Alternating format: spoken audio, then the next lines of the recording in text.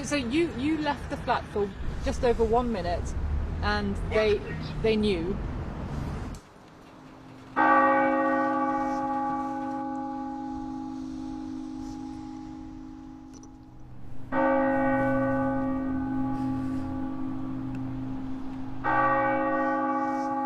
This is my neighbourhood of Moscow, and in all the years I've lived here, I've never seen it this quiet. This is a city that's now in coronavirus lockdown, and although there are some cars here, some people are allowed to go to work. Basically, there's very few people on the streets. And the way that the government here is enforcing this lockdown is to use high-tech surveillance systems. This is my usual walk to work, but I've never noticed before just how many security cameras there are on this way. And in fact, there's one right here next to this poster with details of how to keep yourself safe during this pandemic. There's a camera there up on the top of the bus stop. Now, tens of thousands of these cameras across Moscow have been fitted with facial recognition software, and that works in real time, scanning people's faces and sending instant alerts to the police, who can then detect anyone who might be breaking the quarantine. I spoke to the man who developed the software. The cameras are on the entrance of the buildings. Actually, almost on every entrance of the building there is a camera. One of the big advantages of our system is that we can do it all in real time, and all the alerts will be instant.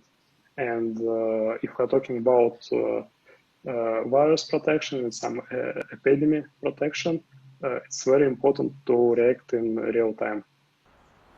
The software can measure social distancing too and detects crowds, and the facial recognition is even effective with face masks.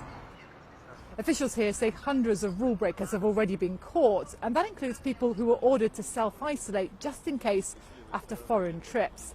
Tests for COVID-19. I spoke to one man like that who got busted when he took his rubbish out. The police were at his door within half an hour. So you left the flat for one minute, and they knew. Yeah, and they knew. Yeah. On my question how, they said that it was a face recognition system. Principle for pandemic, it's okay. After, I hope the world would be the same as it was. I really hope.